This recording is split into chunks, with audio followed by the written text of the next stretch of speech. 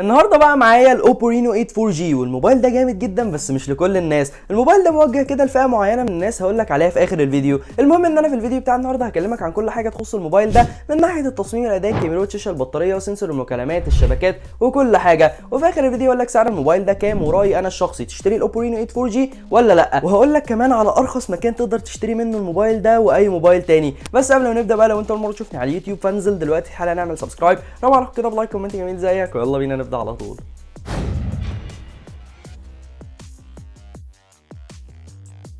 خليني ابدا الكلام معاك عن اول حاجه عينك هتقع عليها اول ما تمسك الموبايل ده، وهي التصميم بتاعه. الديزاين بتاع الموبايل هنا شكله جامد جدا. اول ما توجه كده الظهر بتاع الموبايل ده على اي اضاءه هتلاحظ كده كميه الوان متداخله في بعض، شكله جامد جدا. وشكل الموبايل ده فريد من نوعه علشان بوكس الكاميرات بتاعه. البوكس بتاع الكاميرات ده مميز جدا عن اي موبايل تاني انت ممكن تمسكه، لانك اول ما تمسك كده الموبايل من بعيد قدام اي حد هيقول لك ايه هو الموبايل ده، لان فعليا شكل الموبايل هنا جامد جدا من بعيد بكميه الالوان المتداخله، وكمان البوكس اللي شكله رايق جدا ده. عموما شكل الموبايل ده من بعيد جامد جدا، واول ما تمسكه كده هتلاحظ ان انت ماسك موبايل مريح جدا في الايد. الوزن بتاعه خفيف، وكمان السمك بتاعه بيكون رفيع جدا. وكمان عايز اقول لك ان هو جاي بمسكه الايفونات اللي هي الحواف العريضه، وعلى قد ما الحواف بتاعه الموبايل ده عريضه، بس انت المسكه بتاعته هتلاحظ كده انها ماسكه مريحه جدا في الايد. واحسن حاجه في الظهر بتاع الموبايل ده ان هو مش بيبصم تماما. فاوفر اول تصميم الموبايل هنا شكله جامد جدا، وكمان المسكه بتاعته بتكون مريحه، بعيدا عن الماتيريالز بتاعه الموبايل ده ان هي جايه ماتيريالز من البولي كاربونات في موبايل ب 10000 جنيه. خلينا بقى نقلب كده الموبايل على وشه ونتكلم شويه عن الشاشه بتاعه الموبايل هنا.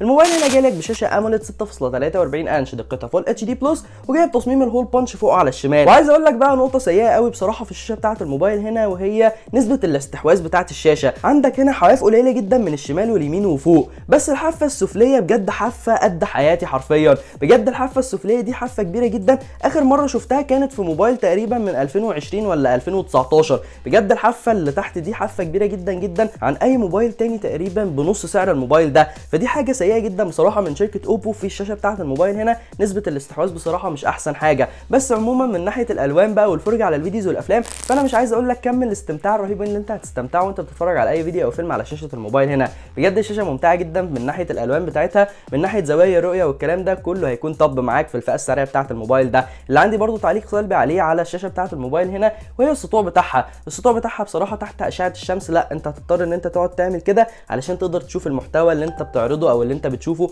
على الشاشه بتاعه الموبايل هنا، علشان السطوع بتاعه بصراحه مش احسن حاجه. بس السطوع بتاعه في الاندورز او كده فهيكون ممتاز جدا معاك. اوفر اول شاشه الموبايل هنا جامده جدا ما عدا الحاجات اللي انا لسه قايل لك عليها دي. وكمان عايز اقول لك بقى ان الشاشه بتاعه الموبايل هنا بتدعم ريفرش ريت 90 هرتز. فال 90 هرتز دي لو انت بتحب تسكرول على فيسبوك او انستجرام كتير فانت هتلاقي كميه سرعه وسلاسه مش طبيعيه في الشاشه بتاعه الموبايل هنا. بس عايز اقول لك برده ان اغلب الموبايلات في الفئه السعريه بتاعه الموبايل ده بتكون جايه بشاشه 120 هرتز، بس ده الستاندرد بتاع شركه اوبو انها دايما بتحط لك شاشه اموليد وكمان 90 هرتز. ما ينفعش كده تقوم حاطه لك شاشه 120 هرتز. لو انت عايز شاشه 120 هرتز من موبايل من شركه اوبو لازم تروح تجيب موبايل ب 20 30 الف جنيه ولا حاجه. عموما الشاشه بتاعه الموبايل ده مش هتاثر معاك غير في شويه العيوب اللي انا لسه قايل لك عليها دي. وخلينا بقى نتكلم على الاضحوكه بتاعه شركه اوبو اللي موجوده هنا في الموبايل ده، وهي المعالج بتاعه. الموبايل هنا جاي لك بمعالج من شركه كوالكوم السناب دراجون 680. اعقلها كده معايا واعرف ايه هو السناب دراجون 680 ده. السناب دراجون 680 ده لما كان بيتحط في موبايلات ب 5 و 6000 جنيه كنا بنعايب على الموبايلات دي. اما الموبايل ده بقى فهو جايب المعالج ده وكمان سعره بيتخطى 9500 جنيه. انا مش عارف بجد ازاي شركه اوبو صنعت الموبايل ده واطلقته وعملت له اعلان رسمي ولا حاجه. بجد ازاي جابت عين انها تطلع الموبايل ده بسناب دراجون 680 فوق ال 9000 جنيه. بجد حاجه غريبه جدا من شركه اوبو انها تعمل الموضوع ده. هي طبعا احنا متعودين من شركه اوبو انها دايما بتعمل لنا الحوار المضحك ده، انها بتحط لك معالج سيء جدا بسعر جبار اللي هو 10000 جنيه خد لك معالج سناب دراجون 680. عايز اقول لك ان بعيدا عن الكلام اللي انا لسه بقوله لك ده، فالاداء اليومي بتاع الموبايل هنا هيكون جبار جدا معاك، لان واجهه شركه اوبو بتكون واجهه كده سلسه وممتعه مع 90 هرتز وال 8 جيجا رام اللي موجود هنا في الموبايل ده، وكمان مع المعالج اللي هو يعتبر فئه متوسطه. فالاداء اليومي بتاع الموبايل ده هيكون طياره جدا معاك، مش هتحس اطلاقا بقى بتهنيجات في الواجهه او اي حاجه. تقدر تفتح كميه ابلكيشنز كتيره جدا في الخلفيه هتتنقل ما بينهم بكل سرعه وسلاسه. الابلكيشنز اللي بتكون فاضله في الخلفيه مش بتحمل اول لما تروح تفتحها تاني، فدي نقطه كويسه جدا. الرام مانجمنت هنا في الموبايل ده بيكون جبار. زي ما قلت لك الاداء اليومي او الاستخدام اليومي، لو انت استخدامك تقيل جدا على الموبايل روح اشتري الموبايل ده طبعا. بس الفكره بقى لو انت جيمر عايزك تبعد تماما لو انت جيمر ورايح تشتري الموبايل ده،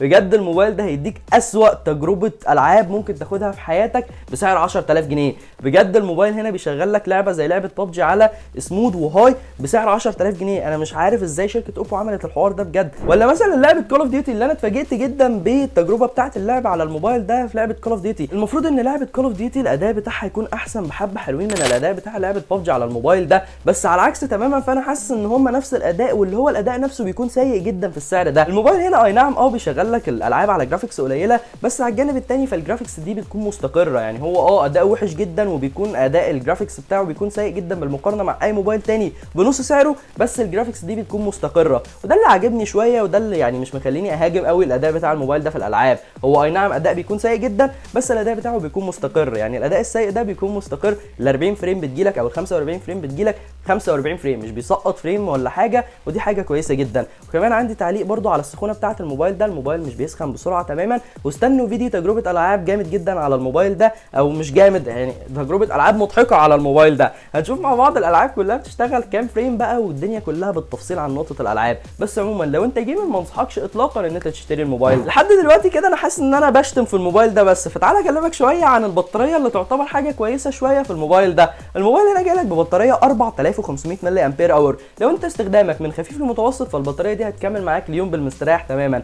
لو انت مش بتسيب بقى الموبايل من ايدك وقاعد بقى استخدام عنيف جدا على الموبايل، فعايز اقول لك ان للاسف الموبايل هنا هتضطر ان انت تشحنه مره في نص اليوم. والمره اللي في نص اليوم دي عايز اقول لك انها تشحن معاك بسرعه حبه حلوين كده، لان الموبايل هنا جاي لك بشاحن سريع بقوه 33 واط. هو طبعا في الفئه السعريه بتاعه الموبايل ده شاحن سريع 33 واط ده يعتبر مش سريع، لان تقريبا في موبايلات من كل الشركات بتيجي بضعف الشاحن السريع ده 67 واط، وفي موبايلات والله العظيم وصلت ل 120 واط بالسعر بتاع الموبايل ده. ففعليا لو قارنا الموبايل ده باي حاجه ثانيه في الفئه السعريه بتاعته الشاحن السريع بتاعه مش هيكون سريع بالنسبه لهم. بس لو احنا ما قارناهوش فالشاحن السريع بتاع الموبايل ده هيكون كافي جدا معاك، وهيشحن لك الموبايل بتاعك بسرعه جدا. بعيدا بقى عن البطاريه تعالى اكلمك شويه عن الكاميرات بتاعه الموبايل ده. عايز اقول لك ان الموبايل هنا جاي لك بثلاث كاميرات خلفيه. الاولى الاساسيه 64 ميجا بكسل، والثانيه والثالثه بتكون 2 ميجا بكسل، واحده ماكرو كاميرا لتصوير حاجات صغيره ودقيقه جدا، والثالثه بتكون كاميرا للعزل وتحديد الاطراف والكلام ده. اما الكاميرا السيلفي فهي بتكون 32 ميجا بكسل. عايز اقول لك ان موبايل اوبو رينو 8 4G جاي ب 10000 جنيه ما فيهوش كاميرا الترا وايد.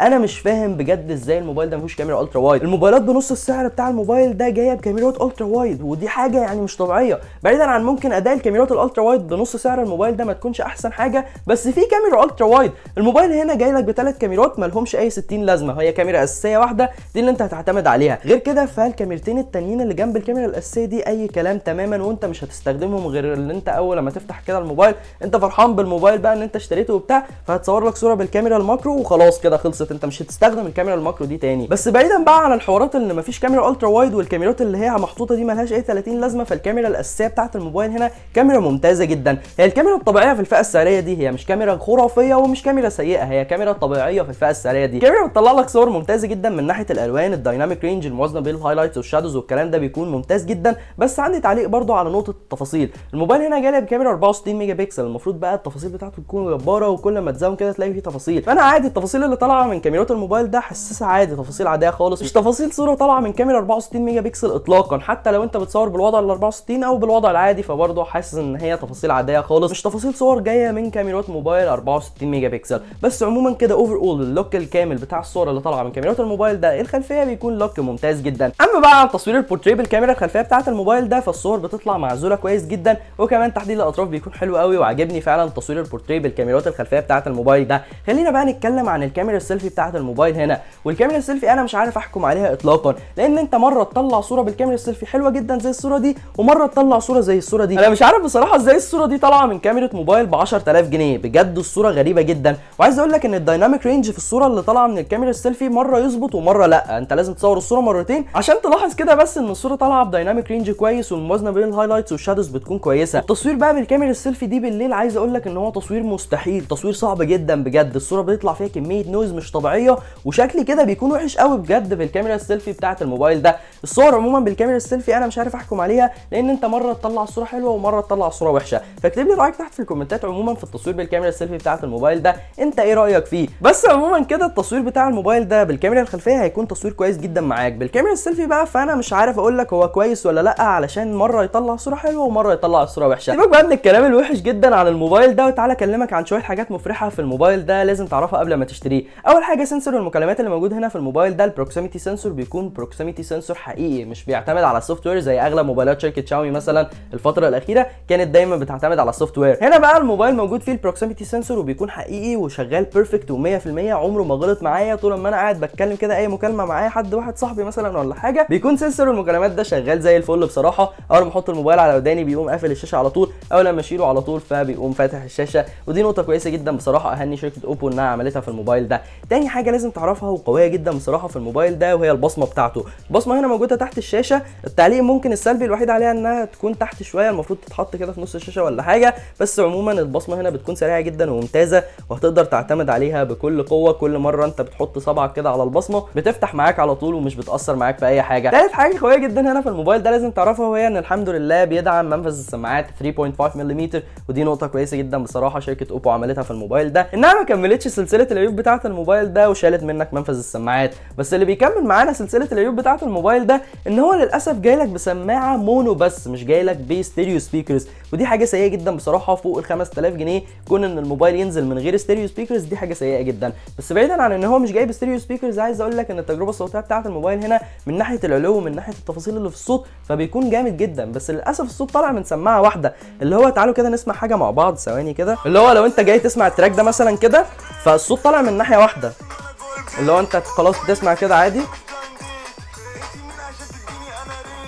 الصوت حلو جدا والصوت العلوي بتاعه ممتاز وفيه تفاصيل كتير في الصوت. بس لو انت مشغل كده حطيت صبعك هنا خلاص خلاص الصوت اتكتم كده، خلاص مش هتقدر تسمع اي حاجه علشان الصوت مش ستيريو. فدي نقطه وحشه جدا بصراحه من شركه اوبو انها حطت في الموبايل ده سماعه مونو بس مش ستيريو سبيكر. لو هنتكلم بقى مع بعض عن الشبكات بتاعه الموبايل ده فعايز اقول لك ان الشبكه بتاعته بتكون ممتازه جدا معاك، وكمان التقاط الواي فاي فيه بيكون كويس جدا. في نقطه برده نسيت اقول لك عليها وهي ان المايك بتاع الموبايل هنا مايك مميز جدا، وبصراحه ابهرني فيه لما جيت اتكلم مع اي حد. المايك فعلا فيه مايك تاني لعزل الضوضاء، ودي نقطه كويسه جدا ان انت لو انت بتتكلم وحواليك مجموعه من الناس ولا حاجه، الشخص اللي انت بتكلمه مش هيسمع صوت الناس اللي حواليك وهيسمع صوتك انت بس. الصوت فعلا بتاع المايك ده بيكون نقي جدا، ودي نقطه كنت لازم فعليا اقولها علشان دي نقطه فعلا مميزه جدا في الموبايل ده. اخيرا بقى سعر الاوبو رينو 8 4G هو 10000 جنيه، والموبايل ده سعره انا عارف ان هو غالي جدا بس ده ارخص سعر ممكن تلاقيه للموبايل ده. لو انت عايز تروح تشتريه فروح اشتريه من صفحه جبر، هسيب لك اللينك بتاعها تحت في الديسكربشن وكمان في اول كومنت. ما تنساش بقى لو انت عايز تشتري الموبايل ده او اي موبايل تاني تروح تكلم سنتر جبر. عايز اقول لك ان هم ارخص سعر في مصر ممكن تلاقيه للموبايل ده او اي موبايل تاني، فروح كلمهم وقول لهم ان انت تابع عمر التميمي علشان يعملوا معاك شغل عالي جدا في الاسعار. ولو انت عايز تعرف مكانهم فهم في طنطا شارع سعيد قدام فتح الله. اما بقى عن رايي الشخصي تشتري الاوبو رينو 8 4G ولا لا، عايز اقول لك ان انت لا تماما اوعى تشتري الموبايل ده. لو انت جيمر بقى بتحب تصور بتحب تعمل اي حاجه بالموبايل بتاعك اوعى تروح تشتري الاوبو رينو 8 4G، حرفيا موبايل مش بيقدم لك اي ميزه بسعر 10000 جنيه. عموما ده كان رايي الشخصي والريفيو بتاعتي عن الاوبو رينو 8 4G. قول لي برضه رايك تحت في الكومنتات عن الموبايل ده. وبس كده يا جدعان كده خلصنا الفيديو بتاع النهارده، اتمنى فعلا الفيديو يكون عجبكم. لو عجبكم بقى ما تنسوش تعملوا لايك وشير وسبسكرايب وبس. سلام.